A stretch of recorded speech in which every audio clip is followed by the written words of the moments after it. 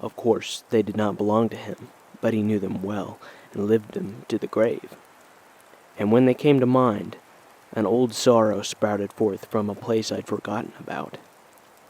A place in time. I rose up in feverish triumph over what I could only describe as a panic attack. When I'd regained my senses, I began to traipse across the field in search of the firewood. Most of what I found was damp all the way through, excepting a few odd bushels that had been shielded by the network of boulder-like rocks across the plateau. Once I had collected enough to build a small fire, I started wearily back through the glade. From here I could see that the group had nearly crossed the valley, and that they'd changed their course yet again, this time slightly to the southeast. What a confused bunch of wretches, I thought to myself. Moments later, I arrived at the spot that would be my temporal camp. It would be a miniature camp, with only the most basic equipment being utilized. Even if they were gone by the time I was finished eating, I could still follow their jumbled tracks with ease. Dusk would arrive at 7 o'clock, leaving me just over 8 hours to prepare for this undertaking. I thought of Maggie as I dug a shallow pit for the fire I would build, and it was around this time each morning that she would leave the house in her work clothes, with her purse in one hand and a thermos full of coffee in the other. I felt anxious to be near her, but then questioned whether or not this was born solely of deprivation. Our love had burned brightly in the earlier years, but had become exhausted by the hardships and reality of life. It had brought us to a point of mutual distrust. Infertility had left a gaping hole in both our hearts, but especially in hers. But then I hadn't given her much reason to love me.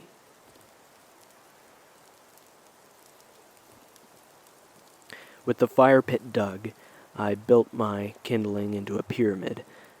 A few strikes from the flint brought forth the low, subdued curls of smoke in the paper. A bright flame leapt forward after some careful fanning. The wood seemed unwilling to catch the flame, however, and merely smoldered. I examined the wood closely, breaking one piece in two. It was dry on the inside, but the exterior was moist. Rather than waste the rest of my paper in a futile attempt to light the wood now, I chose to leave it be so that it would be warmed and dried by the sun. The solitude of the forests and mountains appealed to me more than our padded, fenced-in residence. The land and hunting had been good, but the encroaching city development was putting a stop to that. All of the creatures were being flanked and shoved back towards our house. I preferred wildlife to that city life, simply because of my upbringing, and there was no ignoring the truth about it. It was 11:30 when I wandered down from my tiny camp to the edge of the meadow. I stared out across the grass to the other side and inhaled. The criminals had faded into the woods and were now hiking past the inlet that stretched out to the central lake.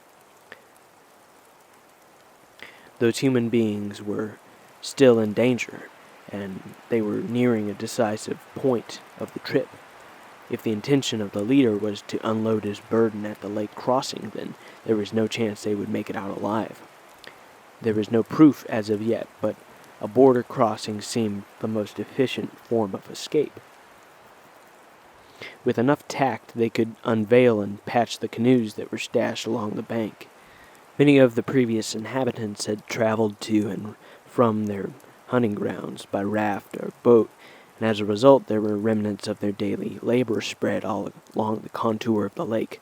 Fishing tackle was plenteous, and there was submerged, rotting boards from the dock they constructed years ago. The hint of the previous chill was gone. Now the shaded temperature was still well below freezing, but the sky emitted enough raw warmth to counteract. The firewood took the spark from the flint this time and began to build with expression. The meat was still fresh because of my steel icebox. It thawed and roasted fast, but there was little enjoyment to find in this, and I consumed it hurriedly. I kicked some snow over the fire and tied everything else snugly to the sled. When I'd finished dining, I untied the handkerchief from my neck, dipping it in the stream. The mess cleaned off my fingers thoroughly, I packed up the cooking apparel and sat for a moment to smoke my pipe. Would he make camp before embarking on a boat trip? I thought to myself. Would I make a camp under similar circumstances? But I've never been in their shoes, nor would I want to be. All I could do was speculate. But what I'd gathered from their methods, they were very rushed and clumsy. It was difficult to imagine them exercising patience. Raising my canteen to my lips, I glanced down in the direction I'd seen the group. I knew that they were aware of this lake's existence because you could catch glimpses of it on your way through the valley, even more so in the fall and the winter when all the deciduous trees were bare. Either way, I intended to follow them at a reasonable distance until they took a decisive action. On the trek through the field, my mind strayed to thoughts of the house I was born in not quite 42 years ago. The memory of opening window shades and the comforting feeling when my mother embraced me, the distinct odor of pine needles from the patio just past my bedroom. Some memories never fade. Some become sweeter with age and are stored for our most helpless hours. Chapter 6. I soon found that I had taken off at the wrong time of day, for the sun beat down the hardest just as I reached the opposite side of the valley. A quick break in the shade of some spruce trees gave some repose and allowed my sweat to dry. The hours dragged on as I tracked them through the sprawling forests. Such a complete thaw was nearly unheard of in the fall. Each time I looked to the trees, they appeared to be dripping faster than the time before. It was 4 in the afternoon when I arrived at a brook along the base of the mountain range. It spilled out into a deep, clear pool below. The reservoir was still frozen, the exceptions being along the shallow end where it had been cracked by the thirsty wildlife. I crouched down beside a rock that overlooked it all, and for the first time in the past few days, I felt at peace. No one could ever take it away from me, that raw connection between man and nature. It had never been presented or conveyed so clearly to me. We were born to soak in the vital breeze of our natural habitat, even when gnashed at by the unpredictability and menace of the climate. Death was the only prize for disregarding the force of nature, and harmony was the reward for respect. Its actions never lacked foundation. It could never lie, deceive, or envy. Thus, it was one of the fairer aspects of my observable life. My 2 dullest years had been spent behind a desk at the newspaper company in Great Falls, Montana. Under the pressure and responsibility of that job, it was common to go 10 hours without a glimpse of sunlight. Needless to say, that didn't really suit me. Despite the good salary, I gave them my 30-day notice back then and applied at a lumber yard just down the highway from where we lived. Miss didn't pay much, but we could afford the cutback. She'd been employed as a trauma therapist for close to 10 years. Her degree from a prestigious university attracted employers like flies. She was set for life before she even walked to graduation hall. I'd barely made it through the middle-class college that my high school buddies flocked to. 5 years and 3 failed semesters found me at the graduation ceremony with all of my new friends, as I called them. They were entertaining people, great to drink and party with. The others had graduated and moved on with their lives in the previous year. When all of the beer and money had been consumed, and the dust had settled, I was left standing in my apartment with little more than I'd started with. Of course, all of that was history now, and I'd managed to sweep most of it behind me. The only visible reality was the one I was traveling in, and without access to the emergency brake, there was no point in trying to look to the past. I paused these thoughts instantly when movement was caught in the corner of my eye. It was something large. Looking down to the muddy banks of the pool, the image of a great, plump black bear appeared. Several years ago, this might have come as quite a shock to me, considering its size and bold behavior. I had encountered a fair number of these lumbering omnivores since I came down to hunt in these mountains, and knew just how to avoid a confrontation with them. I looked on still while the bear inspected the water in the curious way that they do. It began to lap up the water gently and lazily, as if half asleep. These bears tend to hibernate any time from September on, so it was reasonable to assume that it had wandered from a nearby cave.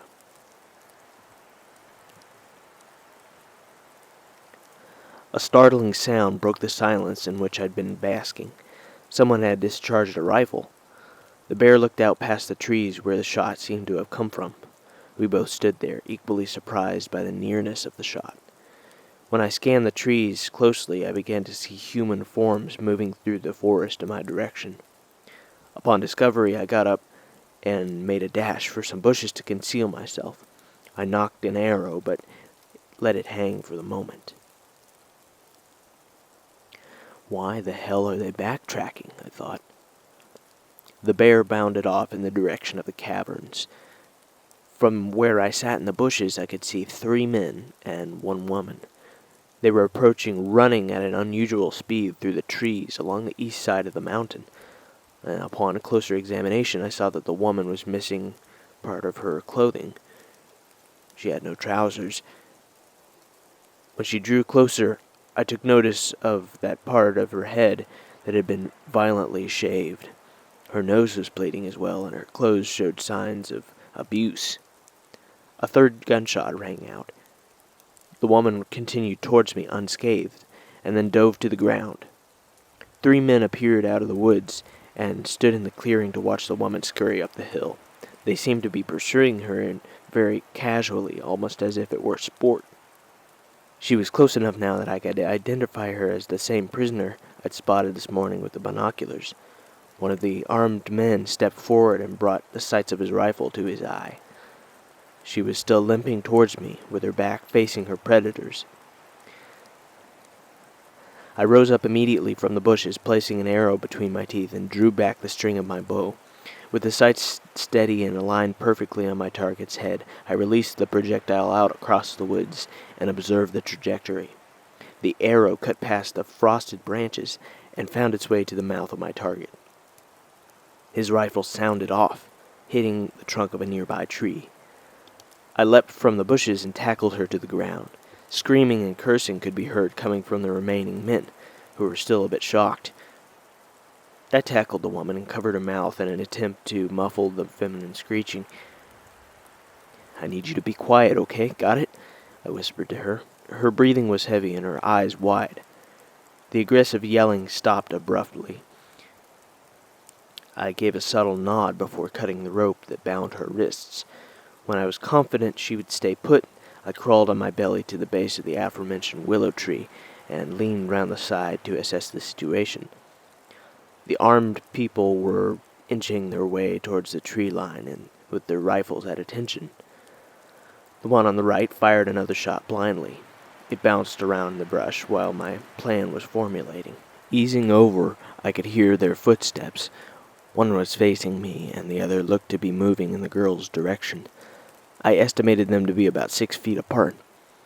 The man nearest me started to pick up his pace. He was headed for the shaded side of the willow tree. I procured my knife from its sheath and hugged the tree. The adrenaline and fear had consumed me. I was acting purely on instinct now. The barrel of his rifle peeked halfway around the corner. I turned this corner, tipping the firearm upward, and plunged the knife into the man's lungs. The other man turned around quickly when he heard this commotion. I snatched the second arrow from between my teeth and knocked it, drawing back completely with proper form. He hesitated and shot a look to his comrade in the snow. He was writhing good now. I wasn't sure why he stopped, but I was even further puzzled as to my own hesitation here. We locked eyes again, but did so after a loud burst from his shotgun. I cut down a few branches, but nothing more. Again, I gave him a chance. He chambered the next shell nervously, stumbling backwards to evade. Something bothered me here, a perspiration on the hands. The arrow slipped loose from my fingers like a captive bird. I watched it fly clear across to where I'd aimed, but the target had moved. He knew now that I meant to kill every one of them, and that I was a fair shot. So he ran and clambered as most would. Upon pursuit, I noticed that the first fellow was still alive and crawling around in his blood. I couldn't tell on the second one. Taking care, I moved into the trees, dodging and leaping where required. He was pretty fast, actually very fast for his stocky build, but he took a dive on some loose rocks at about the crest of the hill. I gained on him, bow in hand, and we competed for this ridge like a couple of athletes. Once at the top, he took aim at me and squinted against the sun. I took refuge behind a tree trunk to ready the arrow, and when I looked back, he was gone over the ridge. Still determined, I mounted up and reached the top in time to see him cut through by the bank. He was moving at a good pace and distance, but I had him.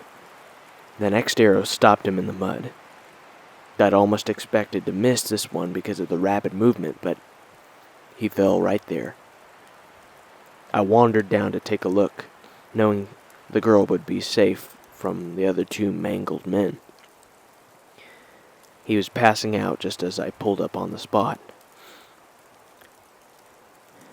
Something inside me died when I saw this. I didn't know what it was, but I felt deep aching and anguish when I saw him writhing there in the mud. Then he stopped, and I knew that it was over. I confirmed that he was indeed dead and retrieved my arrow, marching woefully back to where the girl was. When I got back, I turned to her and watched her behavior. A strange combination of disdain and sorrow was expressed on her face. She leaned down, holding her bleeding thigh, and placed her hand on the stomach of one of the dead men. Her hand moved up slowly towards the arrow that was planted in his chest. "They're dead now," she said, drawing back her quivering hand. I started to answer, but hesitated for the lack of words. "Who are you?" she asked. "My name is Daniel." "You're a hunter, huh?" "I'm a writer by profession." Looking down, I saw that her wound was still bleeding. "Here, tie this bandage around your thigh. Make it tight." She took the shirt from me. "Where did you get this?" she asked. "You do realize that they will track us down and shoot us before we reach town, don't you? Lewis won't take kindly to you killing 3 of his men." "I don't expect him to. Think about this. If he wants you or me, he's going to have to swing around and follow us. He won't do that. Not when he's on the run." "Maybe," she replied. "But he's a maniac." I paused our conversation for a moment and walked over to the other 2 dead bodies. The gruesome results of my attempted headshot were on display here. I knelt down to examine the first man's cheek. The arrow had pierced the left side of his face and torn through the tongue and several molars. I turned his head slightly to see where it had exited along the back of the neck. When I got up, I saw that the arrow was lodged in the bark of a tree directly behind his body. I retrieved the arrow, picked up both rifles, and headed back in the girl's direction. If we're going to deal with this group, then we will need every bit of firepower available.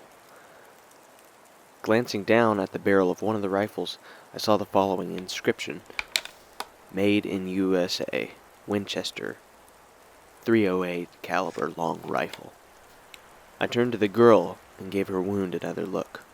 "You've got a clean exit and entry there, nothing and a month in the hospital can't fix." "That's good," she replied. As soon as she felt strong enough to walk, we circled around the west side of the mountain and into a denser part of the forest. When we came to the hill overlooking the valley, she pointed out their camp to me. You could barely see it from here, but the tops of their tents were enough confirmation. I asked her how they had managed to get their hands on tents, and she told me of the tarps, bags, and equipment they had salvaged from the plane. "He's resourceful," she said. I produced the binoculars and spoke while surveying the valley. "Are there any more prisoners down there with them?" I asked. "No, they're dead." I put down the binoculars and looked to her when she said this. "They executed them." "Mm-hmm," she replied. "Raped them. Let them bleed out in the cold. The men, well, they put them down back at the crash site." She stood there in the snow, staring out at the expanse while I spoke. "I killed the man who wore that shirt before you," I said. An understandably fearful expression could be seen on her face. "We crossed paths by a stream north of here. He wouldn't back down or listen to anything I said. Didn't have any choice." "You did a good job washing the stains off, but the holes are pretty obvious," she said. "How many men in Lewis's group, exactly?" "I think there were 11 or 12 to start with," she said. "You killed about 4 of them, so that would leave 8 at the most." I motioned for her to follow me and began to descend the hill on the side we'd been facing. "I've had worse odds," I said. Chapter 7. When we came to the bottom of the hill, the girl seemed to be behaving strangely, grimacing and holding her wound tightly. Finally she stopped and sat directly in the snow with her hands pressed against the entry wound. Seeing that it was time, I slung my backpack on the ground and leaned down to tend to her wound. "Okay," I said, "I'm going to tear a hole in your legging so that I can pour whiskey directly on it, okay?" She bit her lip and nodded. Once I found the flask, I removed the lid and warned her before drizzling it over the open wound. "We need a tourniquet." Without another word, I removed my leather belt from the loops of my jeans and wrapped it around her leg. I tied the belt around itself and pulled, harnessing most of my strength to cut the circulation. When this was done, I took her hand and looked her in the eyes. "Now try to get up and move around some if you can. Take it slow if you have to." "Yeah," she said. The blood loss was beginning to affect her, as I could see by her paleness and sweat droplets forming on her brow. She got back up to her feet with some assistance and began to walk out towards the open field. Seeing this, I gathered the backpack and the rifles from the ground and started after her. A quick observation of the sky gave me an idea of how long I had for more snow. The cloud cover was dark and hazy. Something was brewing. Hopefully nothing like the night before. The girl slowed down as we came to the middle of the field, and she began to sway back and forth to either side as if she was drunk. Finally, she came to a halt 20 feet ahead of me and collapsed on the ground. I ran towards her through the knee-deep snow and leaned down to help her. "Take a breath," I said. "You've lost too much blood." Her breathing became faster, and her body temperature began to rise rapidly. I brushed her hair back out of the way and wiped her forehead with my shirt sleeve. You need a safe place to rest so we can get this fever to run its course." "Yeah," she mumbled. Of course, I could only hope that the convicts would not spot our tracks through the field. By now they would be wondering what had happened to their 3 buddies. Forcing this all aside, mentally I lifted the girl up from the icy grass with little effort and carried her across to the other side of the valley. "Stay with me now," I said as we entered the carpet of trees. Knowing that she would need a cool, shady environment to rest through her fever, I brought her to the bank of a tiny stream that cut down the slope of a nearest hill. Growing beside this stream was a great cedar. Its roots bulged out of the earth at the trunk and reached gracefully out through the rich soil to drink up the water. I leaned her against the trunk and wrapped my coat around her as soon as I'd shed the other equipment. It may take 30 minutes, but I need to get a fire started so that we can cauterize that hole in your leg. Whatever the bullet hit, it's causing you to bleed out. It may be arterial. "He's coming," she said. "I'll take care of myself." I rose up from tending to her bandaged thigh and saw that she was holding a butane torch. "Have you cauterized a wound before?" I asked. "I did once. My friend cut herself with a saw and I improvised." I thought about this proposal for a moment. Well, there was no logic in staying here where they could find me, yet she was the very reason I had doubled back in the first place. There was no running now.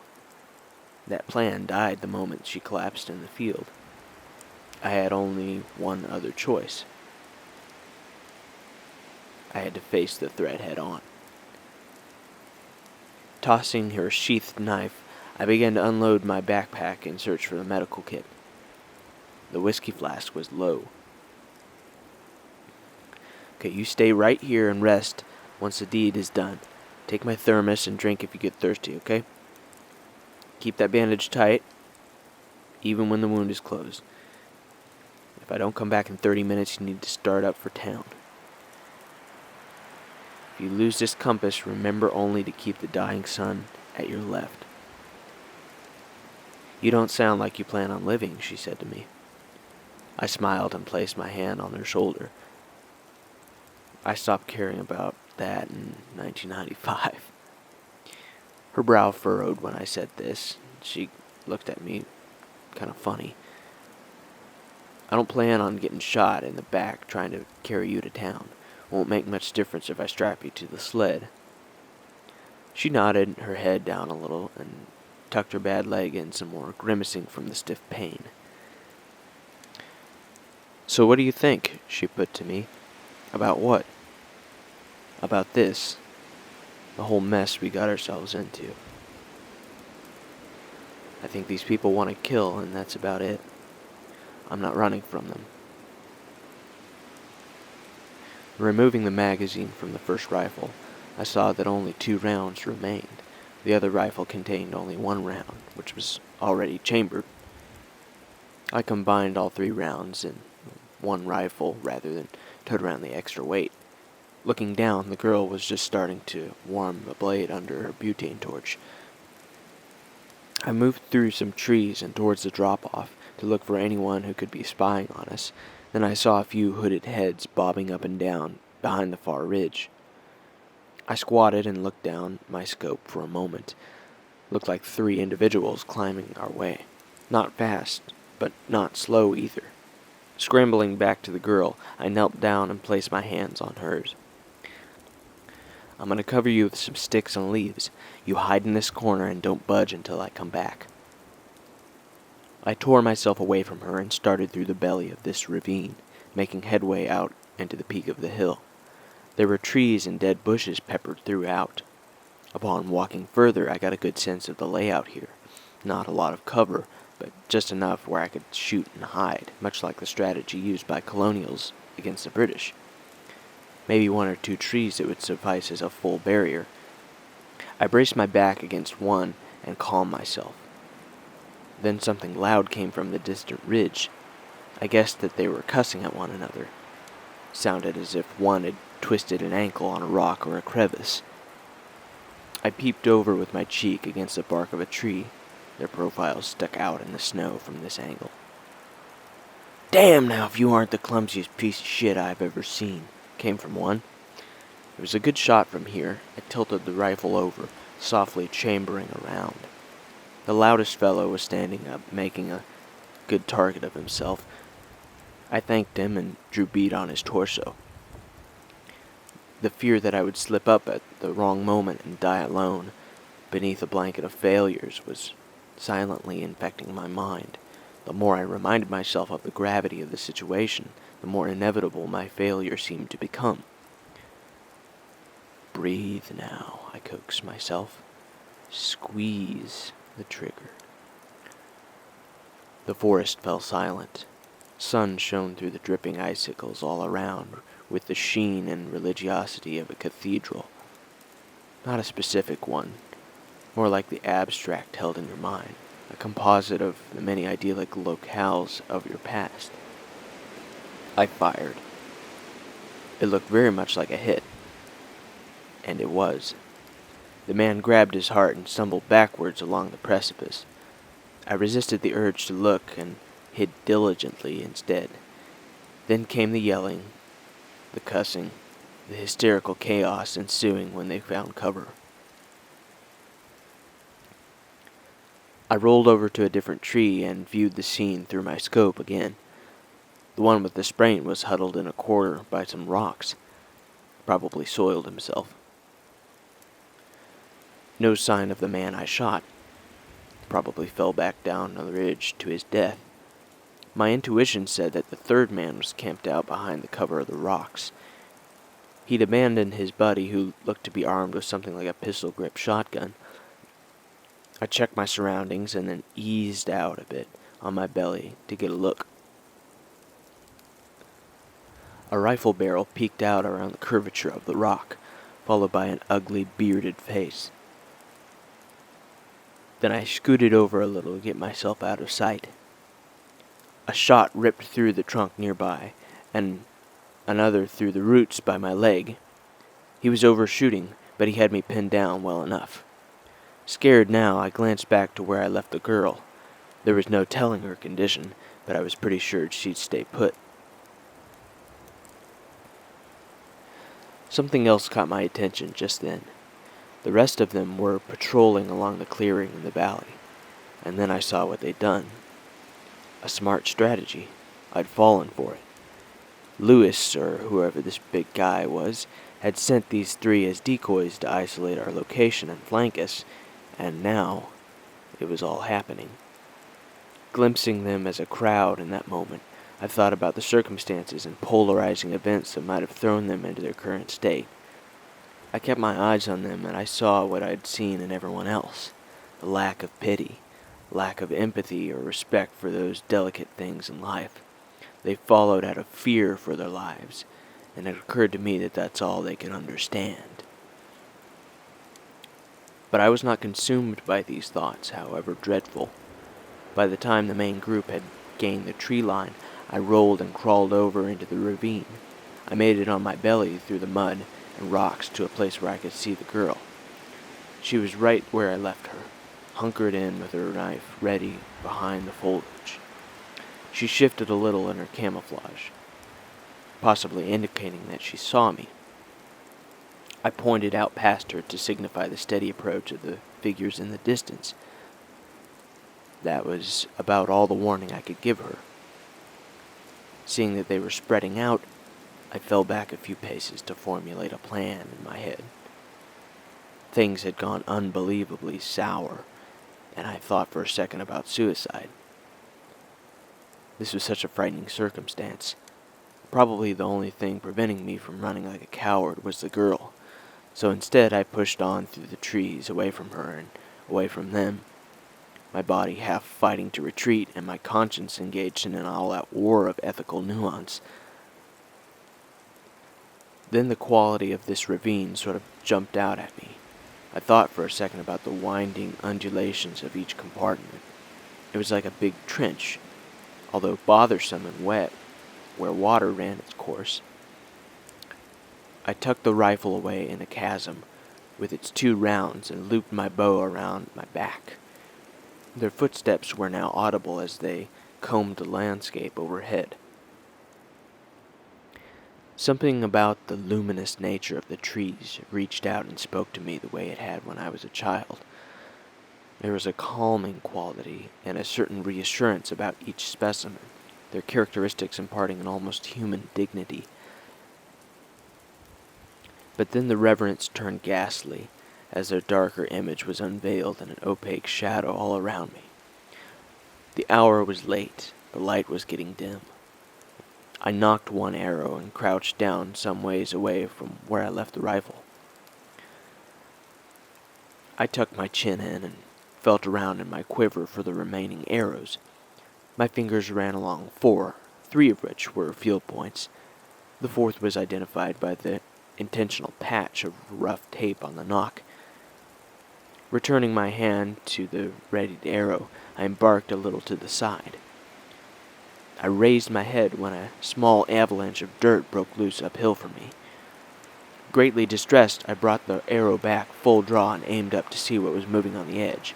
A boot tip appeared, and then an entire leg and lower torso. I hugged the muddy side of the trench in a somewhat infantile posture. Then the face peeked over, and I let go of the arrow.